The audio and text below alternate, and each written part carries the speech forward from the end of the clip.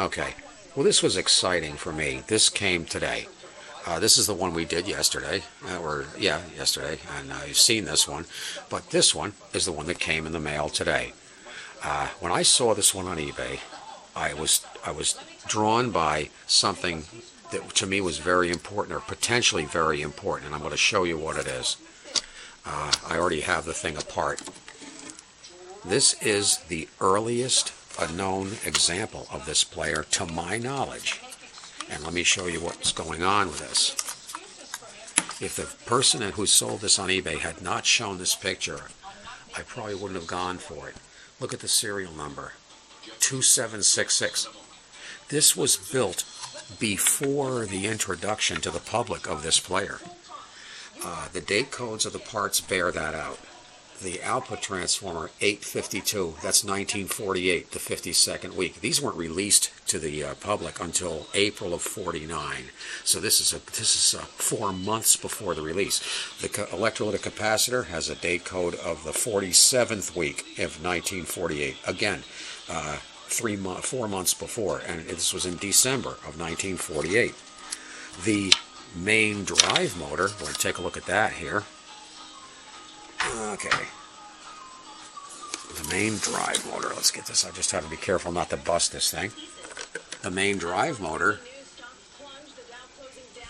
is November of 1948. There you go, the 11th month of 1948.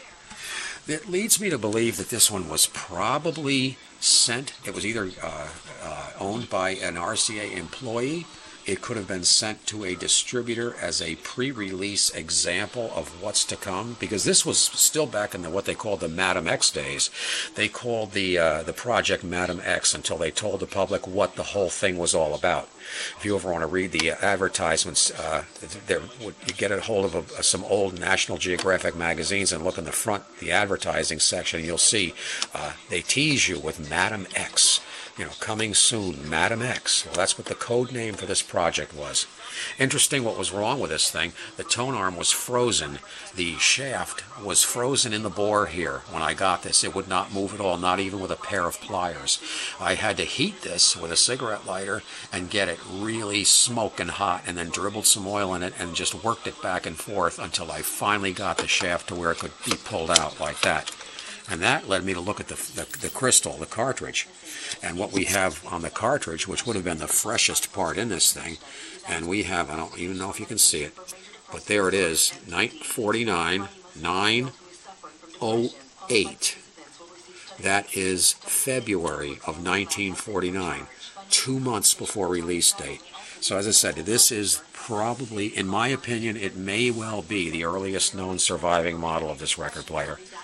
It may not be. I would love to know if somebody has an older one that can be documented. This one can be documented. The cabinet on this one is, again, flawless. There's not even a hint of needle scratch on it. The pad, I'm going to straighten this pad because the pad on this one has no scratches on it. It's curled, you know, it's done the bacon routine, but that can be straightened out with some heat and a little bit of glue. And then, of course, the brass has to be polished. There's no flaws on the red cap. This was a real find, and I'm amazed at myself that I left it sit on eBay. I even left it sit overnight before I went back the next day and bought it.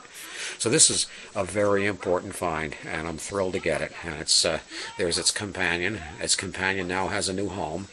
But I have a feeling the one who bought this one is going to actually want this one instead. And that's okay, because he's a good friend, so he can have this one if he wants it.